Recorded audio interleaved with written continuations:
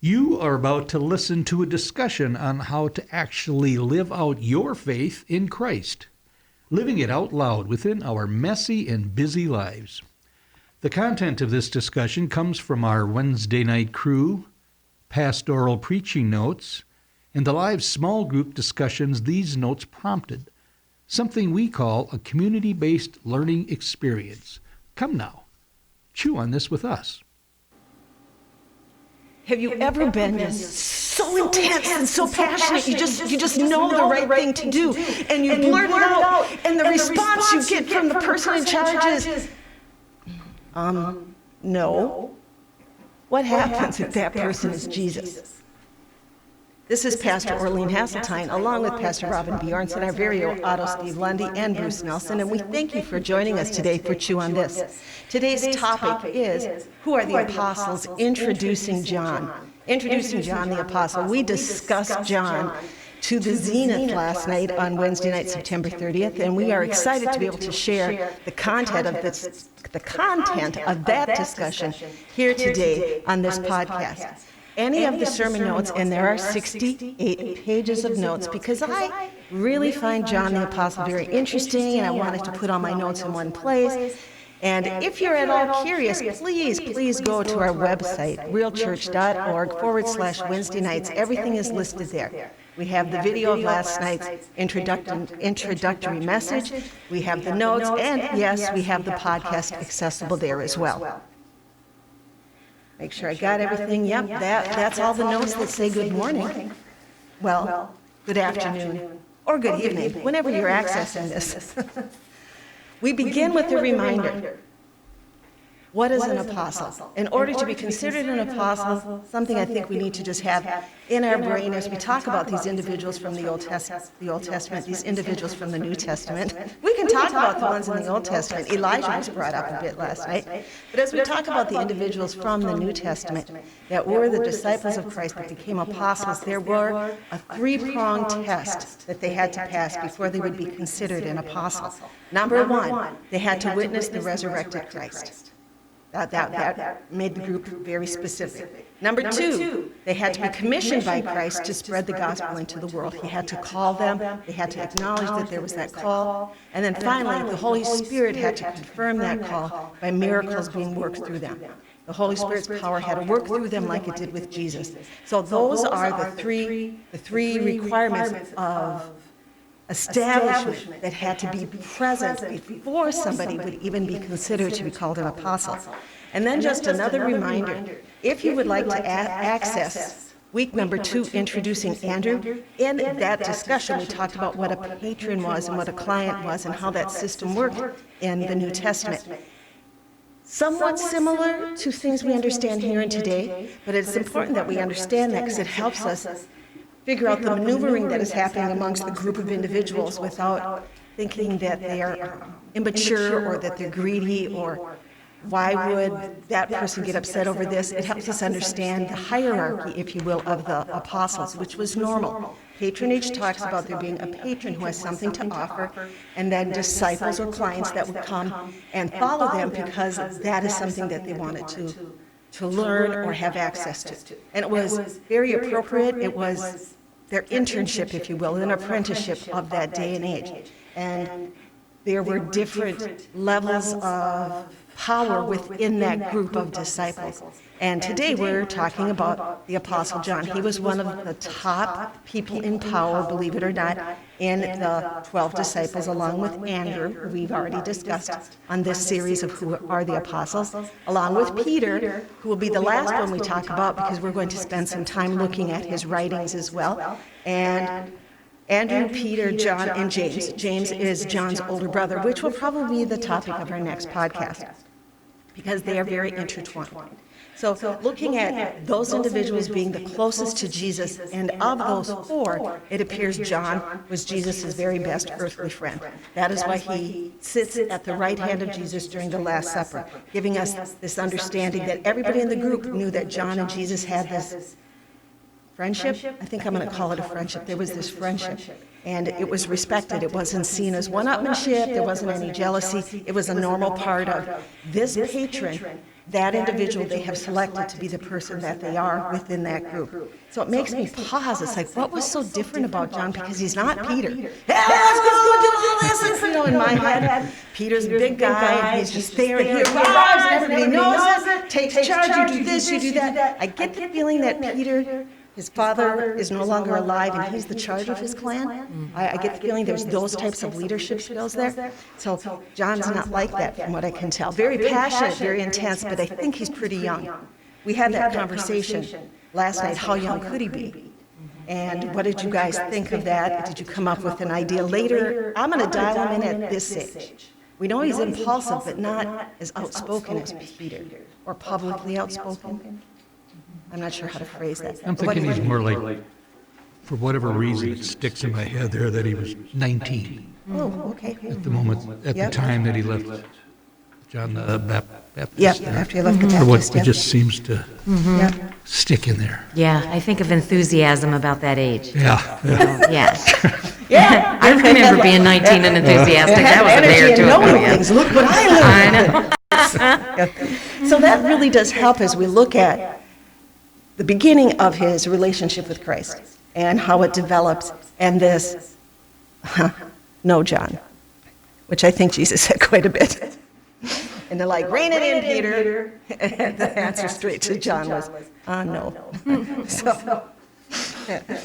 So, did Jesus ever take any aspirin because he had a headache from the disciples? I think of that sometimes. It's like going up to the mountain to pray was actually that parental, all right, guys, I was done with you. Go play in the water. I'm going to go pray on the mountainside. Maybe this is where the oi comes from. That's right.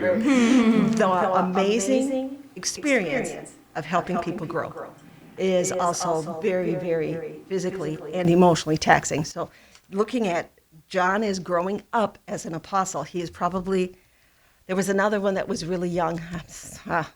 Name escapes me, but I believe there's another one on the team that is pretty young. But it seems, from what I have read, that John is probably the youngest in the crowd. Specifically, the youngest in the upper four, I called it a quadrant last night because there's four, but there's three of them. So those of you who like mathematical verbiage, figure that out for me. There are three sections.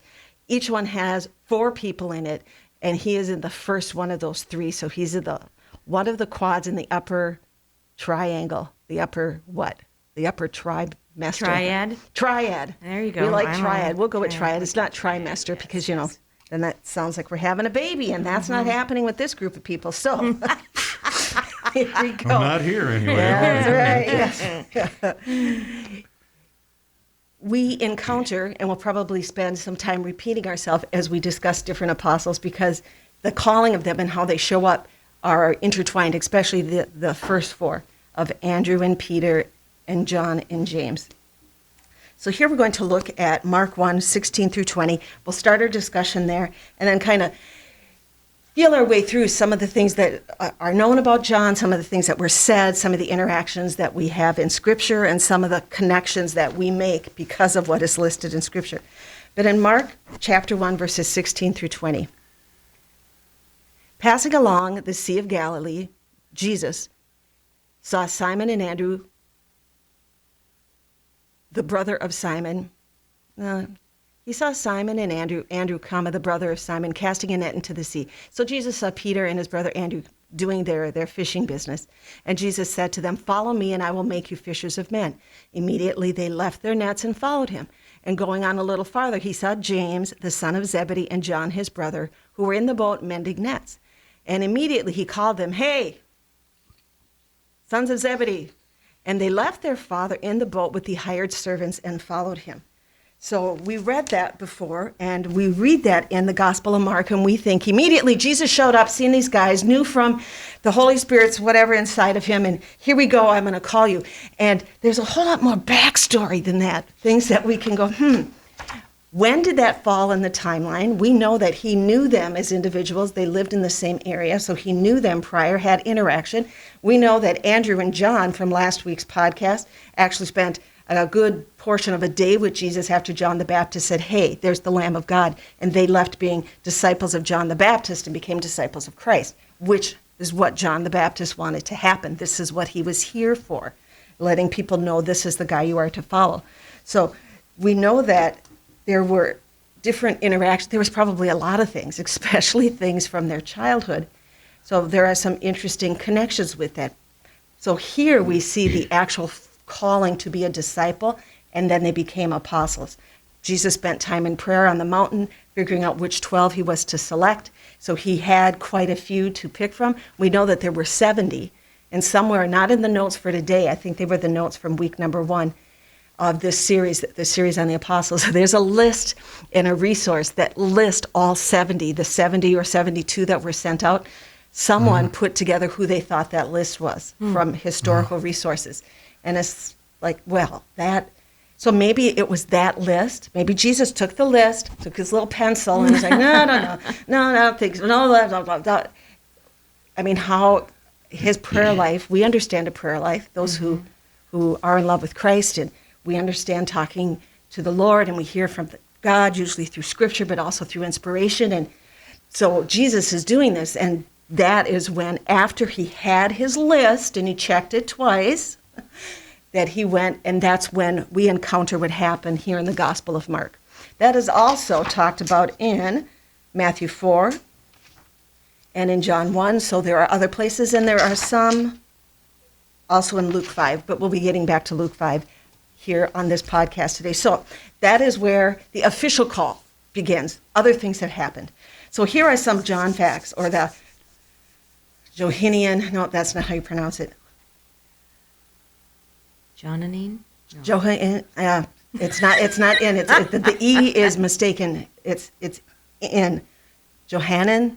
So that's how I've heard it. But I've also heard it that Johann. Yeah. So these are facts about John. There we go. There we go. So yeah. He was a disciple of John the Baptist, but his brother James was not. So there tells us they were very, very intertwined everywhere in the Gospels. Those two are together until James dies. So they are really intertwined. James' name always comes first, so we know James was older than John. But here, as a disciple of John the Baptist, James isn't present. So that gives us pause. I mean, we know John was with Andrew, and Andrew was part of why the Gospel of John was penned by John. And so there's this intertwining of these individuals. We know that he and Andrew spent that day with Jesus. James is always listed first. We did that. We know that they were partners, business partners with Simon and Andrew, James and John, and their father Zebedee. And they believe, because Zebedee's name is said so many times, that he was a man of quite respected standing in the community, and that they were probably wealthier. But when we read in Luke 5, 1 through 11, it talks about Jesus comes up to Simon, who, it's not like Simon's never met him, and Jesus walks up as this official person that is respected in the community. Hey, Simon, I need your boat. Take me out there so I could teach the people and they can hear me. They knew one another. And he's like, hey, Simon, I know you just got done fishing. Can we get in the boat? It's hard for them to. And this will give that buffer so I can actually speak without them all coming in my face. So Luke 5 tells us that.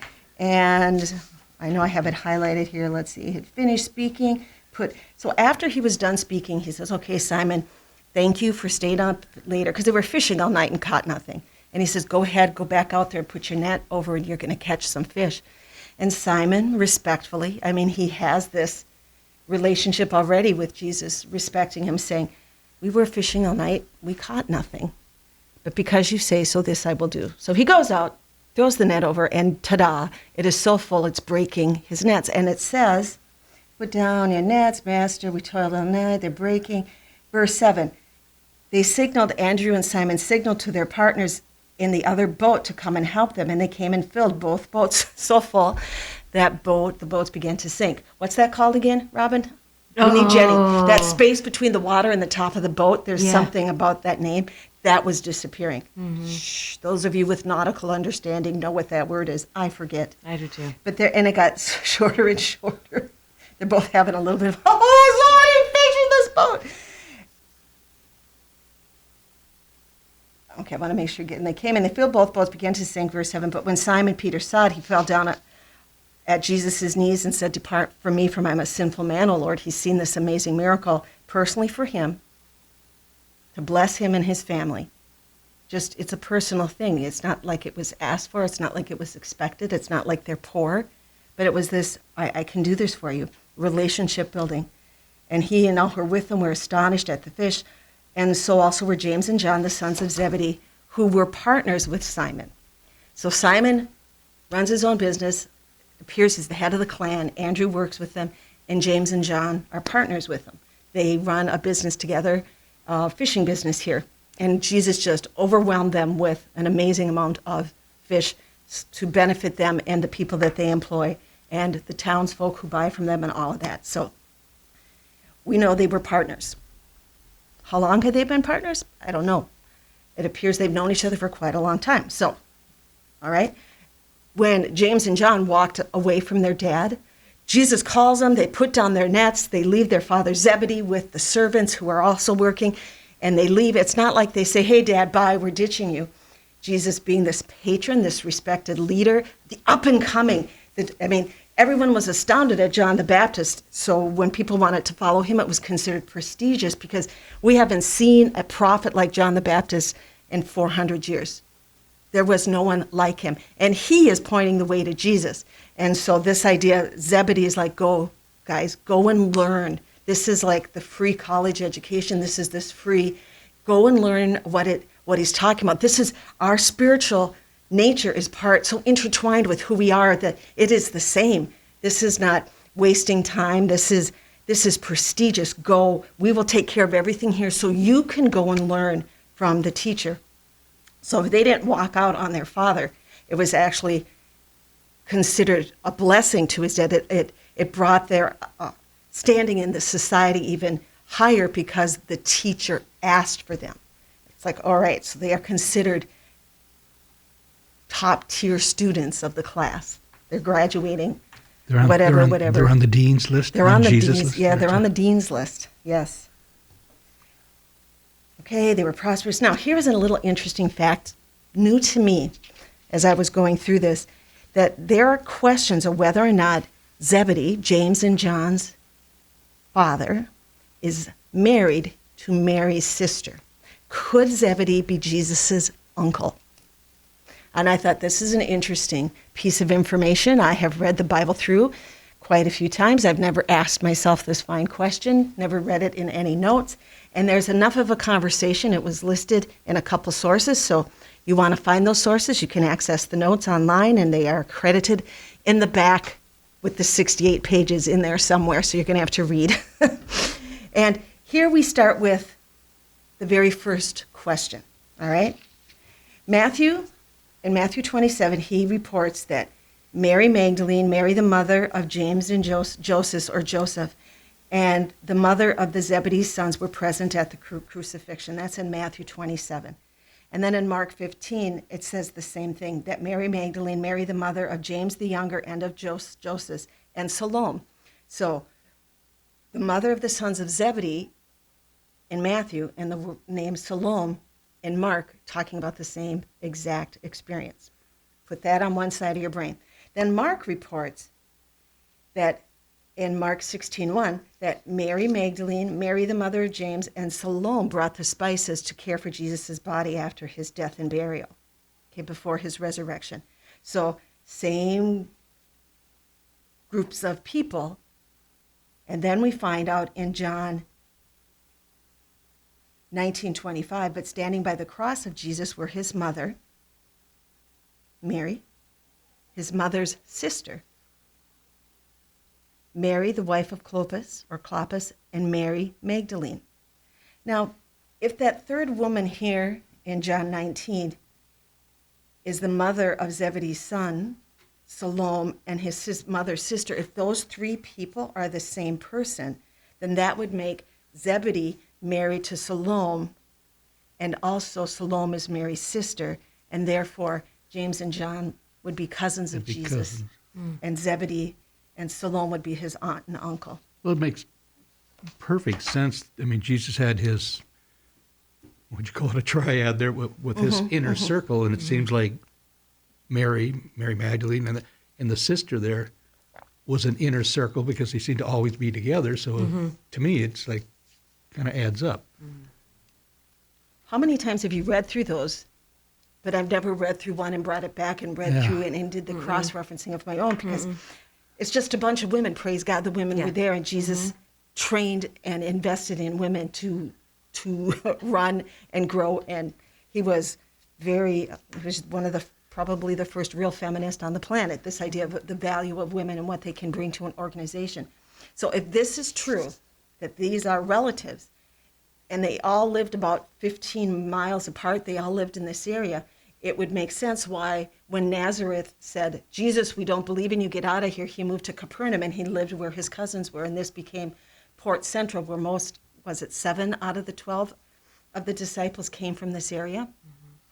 So it's just kind of interesting. I love that. It's actually these notes are in All the People in the Bible, A to Z by R.R. Loesch from the William B. Erdman's publishing company. So that is actually listed. I put it there in case somebody asked me last night. Yeah, I actually read it somewhere. So I have a really, really good imagination when it comes to putting together history. I think all kinds of things about people. They could be this, they could be that. Well, here we go. We may find that there's more intertwining in this group of apostles than we previously thought. They're connected. They've known each other for quite a while. It appears that some of them grew up together. So Jesus had history to consider. He had people. He knew these individuals, understood their commitment to their faith, understood their commitment to their family, understood their commitment to one another. This is where, even though Peter is so intense, and sometimes we would call him rash, but he knew Peter. He knew how Peter ran his business. He knew how Peter cared for his family, especially if Peter was the oldest in his family. He would be the patriarch. He would be charged with caring for the entire clan. Don't know. That's just me wondering. Jesus would have seen this. Those skills would be needed to be chief disciple when he left, to be in charge of the disciples. So it's interesting to think there was a lot Jesus had to consider. It wasn't just, I met this guy and the Holy Spirit said, pick him. It didn't work like that. We knew that John, along with his brother James, and Peter were the inner circle of 3. We know Andrew is counted in there, but Andrew does disappear. He didn't die or anything. He's just not seen. So we're assuming he's busy with other things.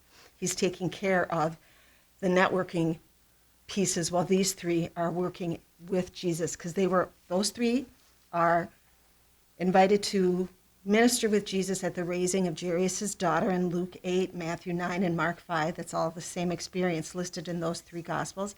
There are only 3 who he brought with to the Mount of Transfiguration, where in Luke 9, we think if we were hanging with Jesus, it'd be like this amazing, oh man, whatever. So it's like, how can you be? So he brings these 3 because he wants them to see what's going on.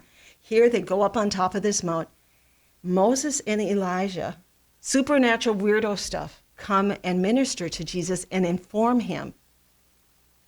They inform him about what's going to be happening over this Passover, over for his death, burial, resurrection, this whole thing. They talk about it. They encourage him. Now, it appears the disciples don't get a lot of sleep because they're snoozing a bit. They wake up and Peter sees a little bit of what's going on. So maybe there's a long time of prayer that Jesus put in before Moses and Elijah showed up in their supernatural form. Well, they're there. Peter sees it. Somewhat groggy, perhaps. I don't know. But this is Peter. And James and John are there. And Peter's like, Lord, let's build 3 altars, one to each of you, and let's worship you. And what happens? No, Peter. Maybe John, got a little bit of inspiration here. The Lord speaks to them all from heaven, saying, this is my son, in whom I'm well pleased. This is my son. Those are not. Big difference. Just like he did when John the Baptist baptized Jesus. So this is my son, in whom I'm well pleased. So Peter, James, and John get, that's right. The Messiah is someone different. He's not a prophet. He is someone different than that. There's more to the story that we don't understand, and they really didn't get their heads wrapped around it until Acts chapter 2. So here there's that experience. John's part of that. He gets to see all of this. You going to say something, Steve? Nope. All righty. Wrapping my head around it. Yeah. He's like, well, they said it was so dazzling white that it's not like bleach could have made these garments any whiter.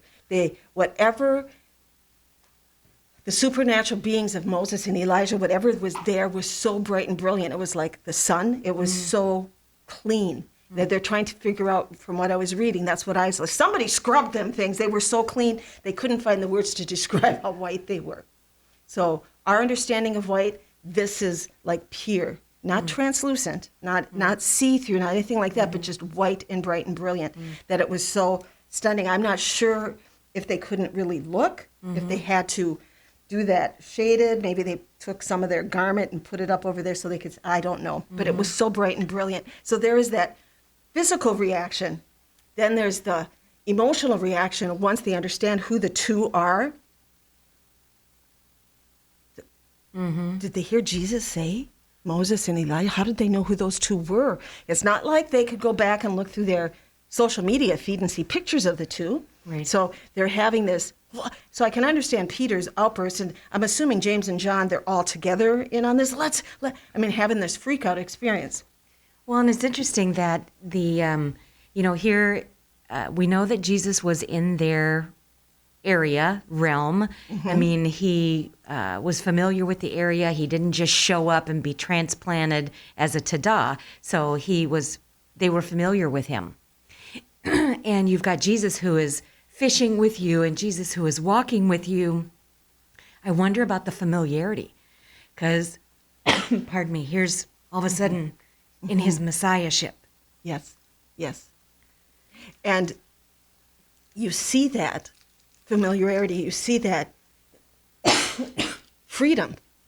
Maybe it was a type of freedom they didn't see with other patrons, but they seen with Jesus where he encouraged this interaction. So what we would see as a bit of overzealousness is Jesus fostering this sense of, you're going to be owning this when I leave.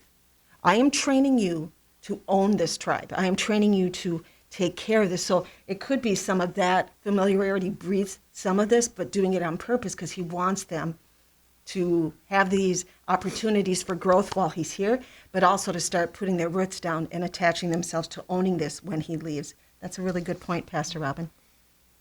So we have these experiences, the raising of Jairus' daughter. We're talking about raising somebody from the dead, and they're there, and they're part of this process, like raising someone who was dead. Okay, the guys see this. And it's like, I still can't get my head around there, and then they see this experience. Okay, something's up.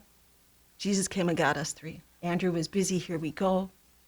What are we going to do? Do you think he's going to raise someone from the dead today? Have you guys heard anybody was dead that we're getting a house call to the dead?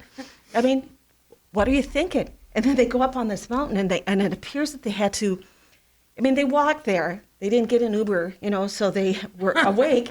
It appears that they had to rest a while because they fell asleep. They were groggy. So there's that. So then the next time they go to the Garden of Gethsemane, all of the apostles go with, and Jesus takes those three and goes further into the garden, and he drops them and say, pray here for me. Intercede for me. And he goes and he prays, comes back. They're sleeping. He rouses them and reminds them and charges them again. He goes back and prays some more, comes back the second time. They be sleeping. And he's like, guys, blah, blah, blah, blah, blah. And he leaves again, prays some more, him and the Lord. He gets ministered to. He knows, Jesus knows what he's going to be facing. And this is how he is strengthening himself to make it through this whole process. And he wanted the prayers of his team to help feed what he needs in the supernatural so he can do this in the natural. And he comes back and they're sleeping. And he rouses them and said, it's my time, let's go. And they're like, time for what? It's your time for what? I know they said that. I just know they did. So John is in on this triad and seeing these amazing experiences. And the youngest one, maybe he is 19.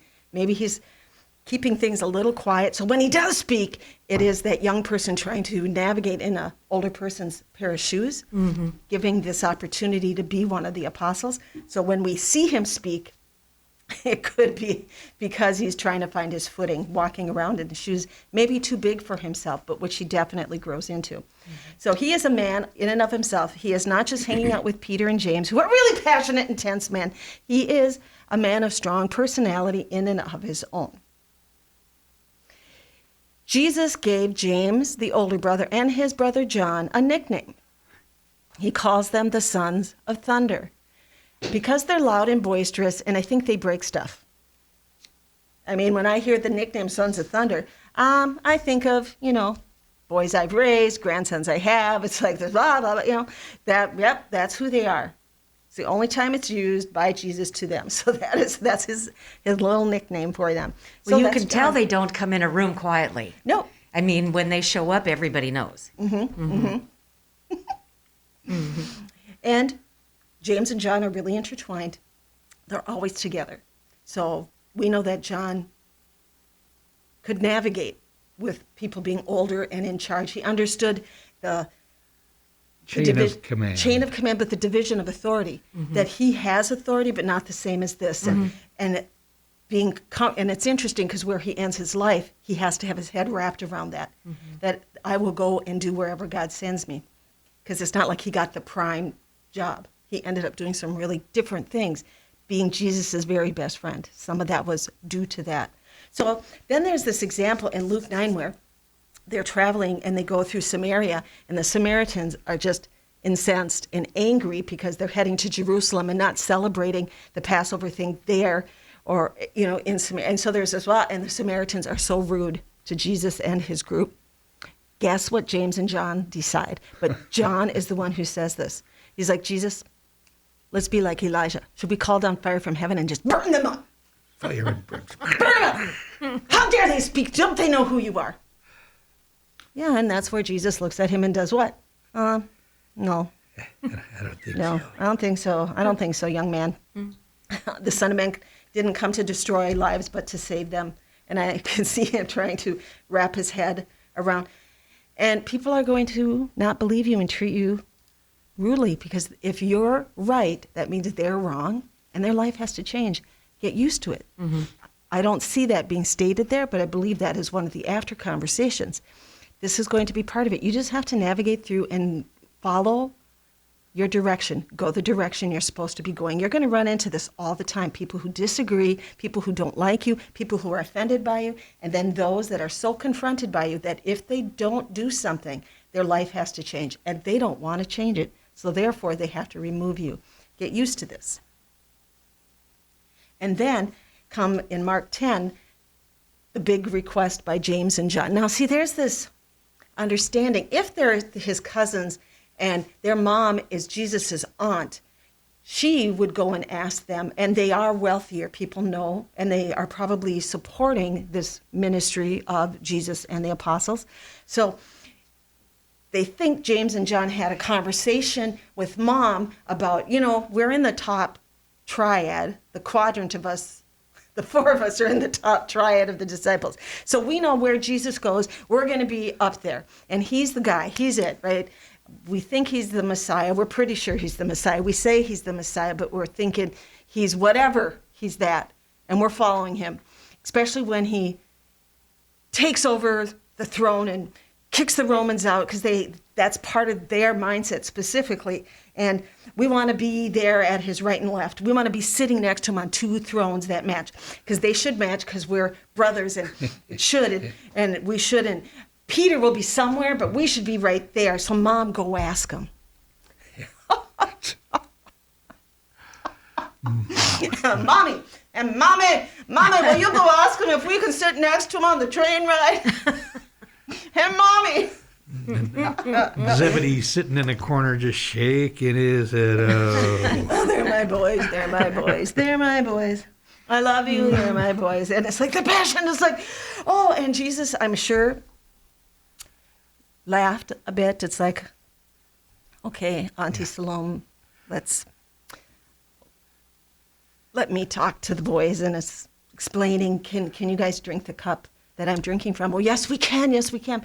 And I believe prophetically, Jesus probably saw what was going to happen to James, because James' timeline was very short after this. They believe that there was within 14 years, so if there was 3 spent with Jesus, 11 years later is when James died, and then it started with the rest of them. He's the first one martyred. So he was there for a good time to get everything set. So they're having this conversation, and he says, I can't give you, that's my Father's business. I can't tell you that. So that is who John and James are. They're intertwined. And then John in Mark 9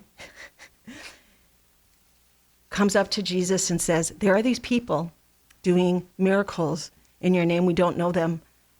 I should rebuke them. Teacher, we saw someone casting out demons in your name. We tried to stop him because he's not following us. He's not here getting trained. You are the teacher, you are the trainer, and we rebuked them. We stopped him. This is what we're going to do. This is John being independent. And Jesus looks at him and said, no. John. Anyone not against us is for us. Remember what we learned about the Samaritans. When I told you and James and you're both in your rush to tell me what we should do because you're all I don't know if the Samaritan thing happened after the Mount of Transfiguration. I don't think so, but if it did, it would explain why Elijah was on their brain. But here, it's like, no, John, he's talking just to John by himself. We're not going to do that. So John and James mirror one another. We know that James was martyred by Herod in Acts chapter 12. So that will be something we get to when we talk about James. So John survived James by several years. Actually, he was the longest living of all the apostles. Church history states that he was about 120 when he died, and that he was carried into the church of Ephesus, which he was, I believe, their first pastor installed by Paul, which was a Gentile church, probably the largest church at the time, and ministered there. They believe Mary, Jesus' mother, moved with him there, that he took care of her. The church history states that they were very intertwined, and he did. He cared for her and took her with him. But that he would be carried in on a leader at the end of every service, and he would speak, and he would say 2 things: love God and love one another. So if that is the end, if that church history is true, and that is the end of his life, we just talked about the beginning of his life as an apostle. So here we have these apparently two different individuals, one who has lived and seen and learned a lot, and one who is just starting out. In between these two, after Jesus' ascension, John follows Peter and does missionary work with him. We see that in Acts 3. They also get into some big trouble for that missionary work and healing someone, being what they were supposed to be doing, healing through the power of the Holy Spirit. And they were so bold that the leaders were like, who can these guys be? They're unlearned fishermen, that they were so bold, they were astonished at the clarity and how they could speak. And so they tried to tamper them down, and they said, well, we can't not speak. We're just going to speak about what we've seen and heard. And the man that was healed was 40 years old. He had been lame since birth. So everybody in the area is just freaking out. Jesus did this, and now his apostles are doing this, and this craziness is going on. And so John was part of that, being ostracized, seeing the stuff that happened to Jesus is definitely happening to them. He is also part of the Council of Jerusalem in Galatians 2, doing some navigating with what they can do now and organizing. So he's part of that conversation as well. So John, we see, is still part of how the group of the apostles grew. He practiced and being a leader. He was navigating through the difficulties of being rejected by the society still. And he didn't ask for the fire to come down and pilfer them all away. So he learned that lesson from Jesus. And he's also part of the structure, doing the political work of going to the meetings, talking about how we're going to run and organize, and he was part of that, making decisions how we're going to grow from here, because they had to have some type of system. People just couldn't go and do whatever they wanted. They wanted it to be an organization like Jesus had taught them. We know that John is the author of the book of Revelation. There are some scholars who aren't sure if John the Revelator is the same as the author of John of the Gospel in 1st, 2nd, and 3rd John. I would strongly disagree, because even though the book of Revelation is written with what they would say a higher intellect, they just need to go back and read Acts chapter 4. This is the Holy Spirit's job. This is part of, you learn, you grow, you develop. He's ministered and interacted with so many people. He got this lesson in his young, older life that maybe some boys in his neighborhood got when they were young boys, but he also has had this lesson. Yes, he can definitely write and speak this way. He's under the power of the Holy Spirit as well. And he's having this crazy experience on the island of Patmos, writing the book of Revelation, which is the first book he penned, they believe. The Gospel of John was written much later. And so he's having this experience, and they put him at that island because the guy wouldn't die. They tried to kill him, history states. I think it was being boiled in oil, and the dude wouldn't die. So they send him there. And he's out of our way. He can just stay there. And then after who was ever in charge of the land, that person died, the next person let him come back. So while he is there after all of this hardship, he definitely could write the book of Revelation and see these things in writing what he's seen and what he heard. That's basically what he's doing. He's taking dictation and putting all of this together. So this is John. This is a really, really crammed into a short amount of time synopsis of who John is, and getting a feel for him as a man, as a disciple, as an apostle, and as a brother, as a cousin, all of these different things. So here was the question. How in the world, this is what we asked the small groups to discuss. They had two things to discuss last night. The number one question, John was also nicknamed from his writings and his teachings later in his life, the Apostle of Love. That would explain love God, love one another, how he would say that each and every time the church at Ephesus would get together. So how did he go from being a son of thunder to an apostle of love? What in the world happened in his being? What just understanding human nature, how do you go from one to the other? And I was kind of surprised. I thought people would jump all over this and, oh, I think this happened. You know, going from our own growth experience, how we go from one point to the other. Everyone was pretty quiet. I could hear the crickets. It's like, again, I did not get the right question, didn't build it up right, but in my head, I'm like, how did he go from, Jesus, call down fire, to love one another. We need to love one another. So how did that happen? And I'm like, okay, come on. Maybe I should have made cookies again and got some sugar in people, a little bit of... So they weren't quite either... What do you guys think? Did they understand, or was it a hard one to answer? Or you both were in different groups? Yeah, it was a little tough to... You have to understand, we went through the teaching of all this. So I know I was still wrapping my head around a lot of it there, and still we're not trying to figure out, but just trying to Absorb. Really, get it in there, into the sponge of... And then, okay, now here's a heavy question. Okay, it's the mask was going in and out real fast. Well, one of the comments in our group was maybe it wasn't a big transition. Maybe it was just the same guy at the same time. That the passion that John had when he was younger was that passion regarding love when he was older, so, yeah. He added that to his being, something that he learned. Well, plus meeting Jesus, knowing Joe, I guess he knew him as maybe a cousin, but he didn't really know Jesus until he knew Jesus. And that had to change. Changes all of us.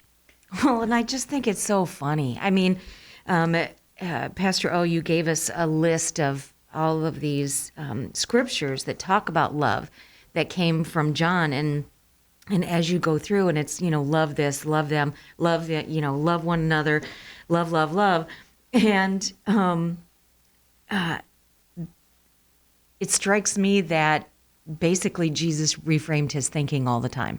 And, here's this passion, and let's do this, and that, I don't know, drive for protection of Jesus's reputation or righteousness or whatever it is. And Jesus continually reframes things for him. No, we're not going to do that. We're going to do this. This is how what you're talking about fits in the bigger picture. So no, we're not going to do that. And then John's doing this to us.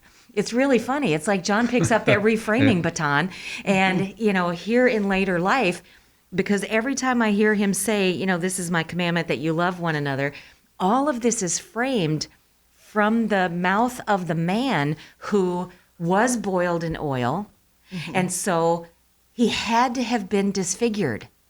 Yes. He got suffering and trauma and all of that stuff. And even in the middle of all of that, so when I see John later in his life, given all of the injustice that he endured with Christ, there was something in his God confidence, for lack of a better word, in his relationship with Jesus that he could rest in. No, it's about love. Because the series we just got through going through with miracles, it makes me wonder, when you experience that, when you walk through this stuff, it changes how solid you feel God is right in your moment. His words are the very power of God. And there's things you can't unknow. So it makes me wonder with John, as he moves forward with Jesus, getting to know him in his messiahship, not just, how he used to know him in town, you can't unexperience what you've learned in those miracles and all of that. So, Well, it makes perfect sense. Like, yes, everybody's heard of Jesus in this country, I won't say around the world, but definitely in the Western world. But how many know him? Much less. So it's exactly like you said there. Once they got to know him, or once John got to know him, it was like it changed everything. right. Like it does in us. Exactly. Because the way you know God now, after all of these years of walking with him, same God, yes, but your understanding of who he is and your his capability is different. yes. It's a relationship. Exactly. You have he's proven. And I'm not sure how many times John heard Jesus in his memory go, no. Right. This idea. So I think that echo was a beautiful thing. And it was a learned response where his natural pattern, I understand this, the wood grain, it's usually set by 5, how you process, and it starts going there. And John hears in his head Jesus saying, no. So John redirects because he's learned. All right, I want to hear Jesus now through the Holy Spirit. I want to take the experience I have of what it was like when he was here alive and now what it's like walking with him in the supernatural. And I want to just pause. This is his pulling the ponytail moment. This is how I describe how the Holy Spirit gets my attention. I have this sense of, wait a minute, don't think that, don't do that, just pause. Take a pause before you say or do anything. And I define it as having my ponytail pulled. And it's like, whoa, wait a minute, just pause. So I wonder if that was how John could describe it. I'm just pausing. Like you said, I'm the same me. I'm the same person as just John being John. But this is John growing up. And we know Jesus specifically trained, that's why he selected 12. He spent the last year of his life on this planet training them, trying to get them alone, spending his time just with these close individuals so they could absorb process. They could absorb teaching. They could absorb... They absorbed it later, after Acts 2, but absorb the future, what he was talking about, so they wouldn't be shocked and run away and feel that they were lied to. I mean, he wanted to be open and honest and encourage them, this is supposed to happen. So we talked about John being curious, that there was this curiosity. He was a seeker. And as a result of being a seeker, he grew. He grew. It's like, all right, I want to see what Jesus looks like in this relationship. I want to see what Jesus says in this city. So he himself continued to put himself in situations that would make him grow up. I think that was a good one, that he felt the responsibility after Jesus' ascension, being one of the 4, but specifically being charged with specific things by Christ. So he carried around that, being one of the leaders in the first triad. We know Jesus trained. You had an interesting comment I heard in your group that John learned the hard way. Yeah. You know what? It's Yeah. really funny because, thank you, Jesus. We've been able to raise 3 kids, and 2 of those were boys. And that was the first thing that came into my mind when, how does John go from being a son of thunder to the apostle love? And immediately it was there. Oh, yeah, the hard way. Yes, yes. The hard That is way. true. Yes. But one of the things I love about John is you mentioned he's curious, he's a seeker, and I see this in his relationship with John the Baptist even. Yes. Because he's always connected with his brother, and yet he had presence of mind, independent thought enough on his own to be able to go check out John the Baptist and learn of him, even separate from his brother. So that tells me John had his own mind as much as he loved his brother. Yes. He could be curious, he could be separate and not just going with the flow. Yes. So I don't see him just going with the flow. No. Because that's where James wanted to go. No. He understand how to lead with other leaders. Right. And there was more than enough to do. Mm-hmm. So I'm not sure how Jesus did that in his teaching and training, but he definitely got that immersed into their psyche. There's more than enough for you all to do. Mm-hmm. John, his passion definitely was attached to truth. I think he took his passion for seeking and learning, and once he understood truth, the truth of Christ, he attached himself to it. But without love for people, that truth could be a hammer on their head. Mm-hmm. So we know that God balanced that John began to love others like Jesus loved him. And that motivates anyone who has fallen in love with children and been responsible for them. Nothing motivates you like the well-being of that child to do. And so John had that love for others, and he learned from that. He definitely learned humility, because in 1 John 3:2, he talks about, I am a fellow child of God. He is not sitting at Jesus' right hand during the Last Supper. I am a fellow child of God. That he learned humility along the way, because this is how Jesus taught us. We know that Paul started the church at Ephesus, which was to the Gentile community, and John was the pastor there. He wasn't the pastor at the Jerusalem church. That was James, Jesus' brother. Okay? Peter wasn't that pastor either. I mean, it's just interesting how the dynamics of how all of this falls, and I don't know where it all falls in a timeline. But John could just, well, if I'm not going to be the pastor of the Jerusalem church, I'm not showing up. It's like he settled that I am leading wherever I am sent. And it's interesting because what did Jesus tell Peter to do? He walked him through repentance after denying him the 3 times during his death and burial and the crucifixion. And so they had a restored relationship. And then Jesus said, feed my sheep. Feed my sheep. Okay? That's Jesus' conversation with Peter. Feed my sheep. But to John, he says, take care of my mom. Take care of my mom. And it's like, all right, which one is more prestigious in society? Which one are people going to see? Peter's the one who did the first sermon after being filled with the Holy Spirit, and 3,000 people get saved. And John is taking care of Mary.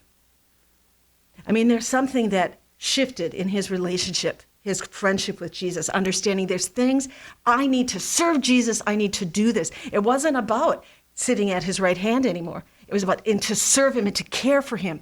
This is the job he's asked me to do, and I'm going to do this job. And it ended up leading him to all different places. I don't know how long Mary lived. I don't know how, but history stated there's a really good chance she went with him to Ephesus, was there, and he cared for her, and that she died there. So he learned how to balance suffering, as we talked about being on the island of Patmos, and glory. He learned how to balance these by going through life with Jesus, spending time with Jesus in physical form, but then spending it in the supernatural form. He still grew. And that is so encouraging for us, because we don't get Jesus in the physical form. No, we're not apostles according to the definition. That's not going to happen. The apostles that were here in the New Testament with Christ, but we can have that supernatural relationship. So that brought me to the second question for the small groups. So one word, as we get to know the apostles, we want to know them as growing human beings, because their experience is our experience. We have the same opportunity, although we do not get to know Jesus and touch him in the physical. So one word that describes John. I think people had easier time answering this question than they did the first one. It's like, how did it go from a son of thunder to the apostle of love? I don't know, Pastor Owen. I'm not sure. I care to answer that. You tell me. You can see that on their face, all right? This one, boom, boom, boom, boom, boom, boom, boom. I've seen people, it didn't take very long. So, Steve, tell me some of the things that were talked about in your group, the words that they used. And yes, we gave people permission to use more than one word that because was they so were funny. having a hard time. I can't say just one after word. somebody broke the rules. Not me. It's a fun part though was at the end where your group would give a word, then us, Yes. back Yes. and forth. That was like, because then you're waiting to hear, what do they come?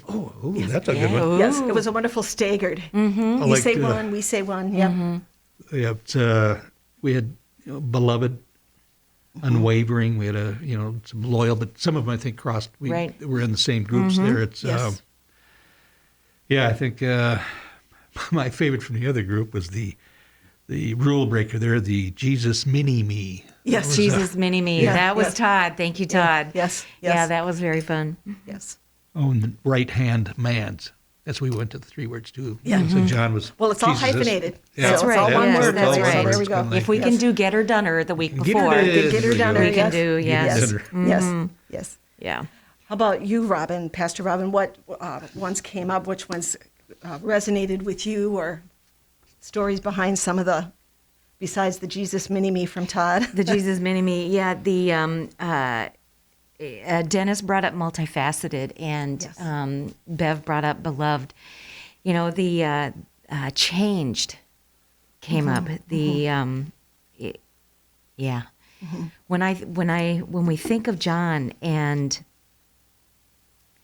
it really, if you've ever done any reading by Cloud and Townsend, where they talk about the difference between hurt and harm, truth may hurt, but it doesn't harm us. Yes. And when you talk about John loving truth, but also loving people, it seems to me that he really was an embodiment of living the difference between hurt and harm. That he could point. put truth out there in such a way that it helps liberate us to what Jesus paid the price for us to have.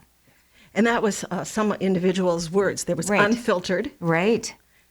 which can lead in good ways and can, but right. or I would say blunt. Sometimes you just have to be blunt. It's like, let's not misunderstand this. This Right. isn't going to happen again, or let's not understand. You need to do this. This helps you grow. Right. He was truthful. Yep. Being unwavering. I loved that idea. It's like, nope, I know this is what we need to do. Right. I know I need to grow. I need to say yes to whatever Jesus puts before Yep. me, and I'm just Very- going to go. Very intentional. Yes, very intentional. So here is that wonderful list, and I challenged individuals. I should have, if we could have touched markers, I won't let no one touch. It's all my hands, and I know they're clean because I wash them, and we use alcohol wipes and all that, but because of this stuff, we're not sharing. I would have had them come up and circle the one that meant the most, so they would have a brain science physical reaction. Sure. So I asked them to take a picture of it and pick one or two, but pick a word that it doesn't do any good to study the apostles and have their lives open up before us if we're not encouraged by who they are. We can still be encouraged from history, how they grew in the Lord and the hallmark and what they're known for. And that is how we can be inspired, and we can invest in our own life. But I want this to be said of me. How can this be said of me? Would I be too bold this morning to ask the people in this room if they picked one, if there was one that just like, this just really, really resonated with me when it was said, my inner being went, oh, I love that characteristic. I want that to be said of me. There was one that hit me, and I'll circle it right here, and that was sold out. Because that's where you give it all. There's nothing left. It all goes to Jesus. I am sold out. I'm done. Yes. Yes. Take me. Yes. Amen. Yes. Well, as per usual, I couldn't, just settling on one word didn't quite work. But the sentiment that I walked away from last night's discussion with was, I can relax and be me in John's presence He would be a good friend that I could trust to love me through hard. And I found that I want to be a friend like John was a friend, like he was a friend to Jesus, like he was a friend to family, to his neighbors. I mean, you can rely on John. He wasn't just someone you want to hang around with because he was fun. He was someone that cared enough to walk with you through the messy and didn't think lesser of you. And your humanity wasn't a problem. You know, he just kept the main thing the main thing. So I found myself just, oh Lord, help me be an intentional friend like John was an intentional friend. And you're right, that's more than one word. Yes, right. Yes, but it was good. I put friend on our list because that was not listed on there. Bruce, did you have one? I like faithful. Yes. Probably my favorite. And it kept showing up with everybody. There's John. There's John. There's John.